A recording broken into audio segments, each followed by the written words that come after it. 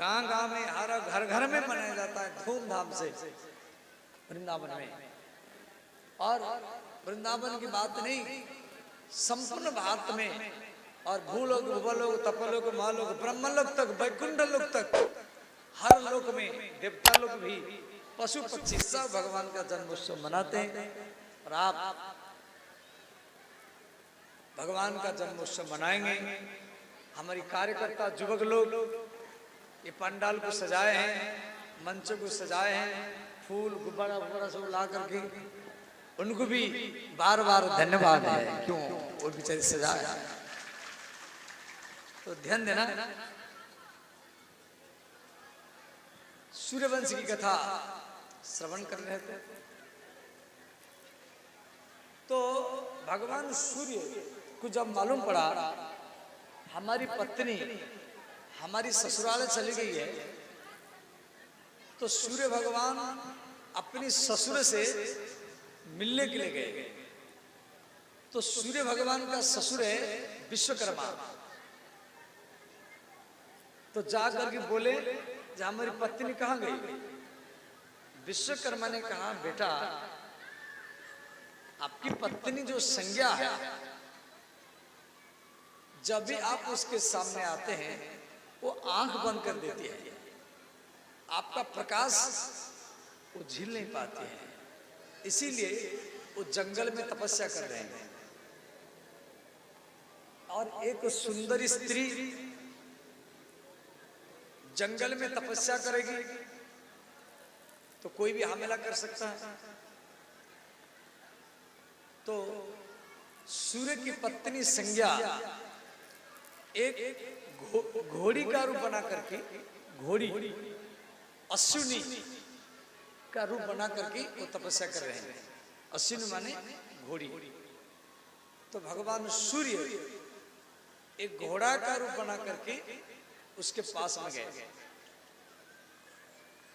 तो सूर्य के अश्व रूप से माने घोड़ा रूप से अश्विनी के गर्भ से 2 पुत्र जन्म लिए, जिसके नाम पड़ा अश्विनी कुमार।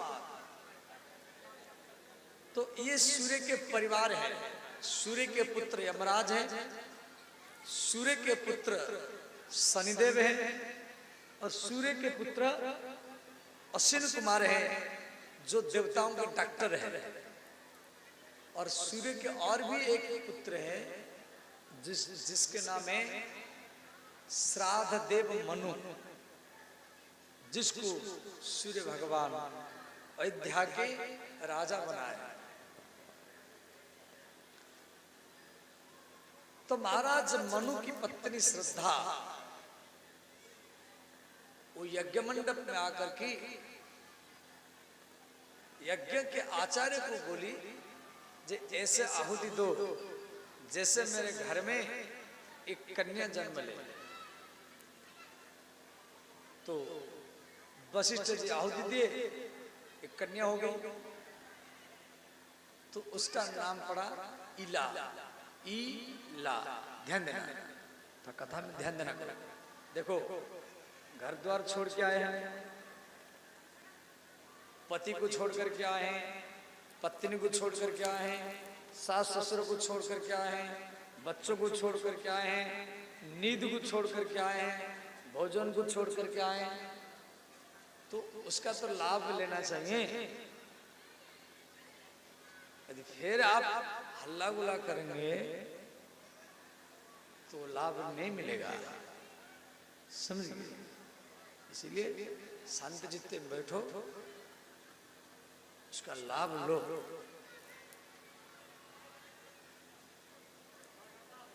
तो इला नाम की कन्या हुई। तो महाराज मनु वशिष्ठ जी को बोले, गुरुजी मुझे तो पुत्र चाहिए, कन्या कैसे हो गई? तो वशिष्ठ जी बोले, राजन आपकी पत्नी आकर के मेरे कान में बोली, तो मैं आहुति दिया तो कन्या हो गई। तो मनु महाराज बोले, गुरुजी आप इसको पुत्र बनाइए।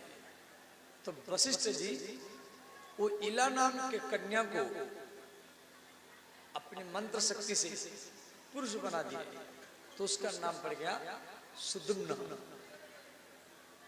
अयोध्या के राजकुमार सुदुम्न शिकार करने के लिए इलावृत खंड में गए। तो इलावृत खंड में भगवान शिव और पार्वती वो विहार करते हैं। वहां पर कोई पुरुष जाएगा तो स्त्री बन जाएगा। तो सुदुम्न वो स्त्री बन गया और स्त्री बन करके अयोध्या में आया। तो मनु महाराज बोले, गुरुजी ये तो पहले कन्या थी, फिर पुरुष बना और फिर ये स्त्री बन गया। तो वशिष्ठ जी बोले, राजन इसको अब हम पुरुष नहीं बना सकते, इसको भगवान शिव ही बनाएंगे। तो वशिष्ठ जी शिव जी के पास पहुंचे। शिव जी बोले, हे ब्रह्म ऋषि, मैं पार्वती को वचन दिया हूं, इस वन में कोई पुरुष आएगा तो स्त्री बन जाएगा। अब आप निवेदन कर रहे हैं, तो दोनों बात को रखने के लिए ये बालक 1 महीना पुरुष बनेगा और 1 महीना स्त्री बनेगा। तो अयोध्या के राजकुमार सुदुम्न जब पुरुष बनते थे तो गांव-गांव में जाकर के प्रजाओं का पालन करते थे, और जब स्त्री बनते थे और राजमहल के भीतर में रहते थे, बाहर निकलते थे नहीं।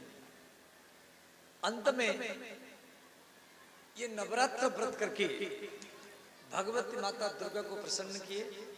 उसके बाद में ये सदा सदा के लिए पुरुष बन गए। ये कथा भागवत में भी है और देवी भागवत में भी है। उनके वंश में आगे चल करके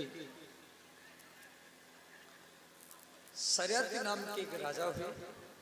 सरियाती के पुत्र, सरियाती की एक कन्या थी जिसके नाम है सुकन्या, और जिसका विवाह चैवन ऋषि के साथ हुआ था। आगे चल करके सूर्यवंश में अम्बरीश नाम के एक राजा हुए। बोले श्री अम्बरीश महाराज की जय।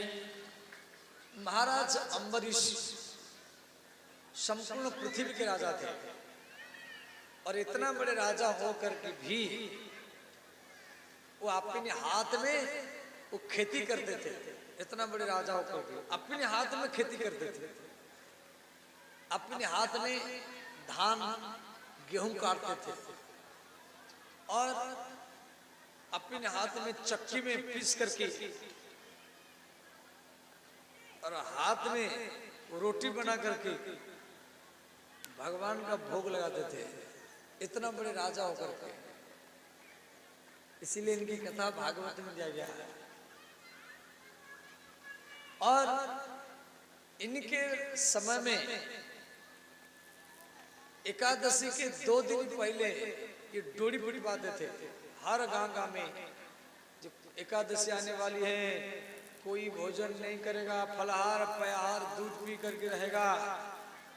इन्हीं के राज्य में पशु पक्षी भी एकादशी करते थे। उसके बाद में आगे चलकर की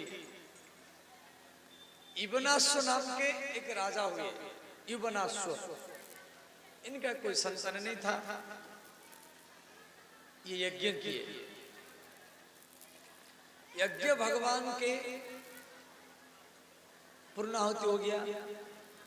राजा इबनाश्व को प्यास लगा, तो प्रधान कलश का जो जल था, प्रधान कलश का वो जल को पी गए। तो प्रातःकाल हुआ, तो ब्राह्मण लोग राजा को बोले, महाराज अपनी पत्नी को बुलाओ। महारानी आई, तो ब्राह्मण लोग को देखे यज्ञ मंडप में जो प्रधान कलश है उसका जल नहीं है।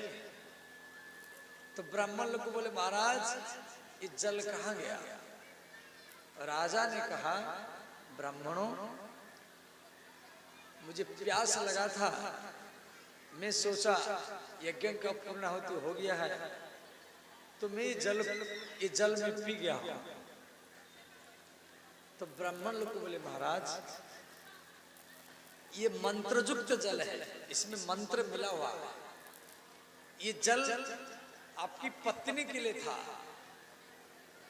इसी जल से आपके पत्नी के गर्भ से एक बालक जन्म लेता, परंतु जल को आप पी गए,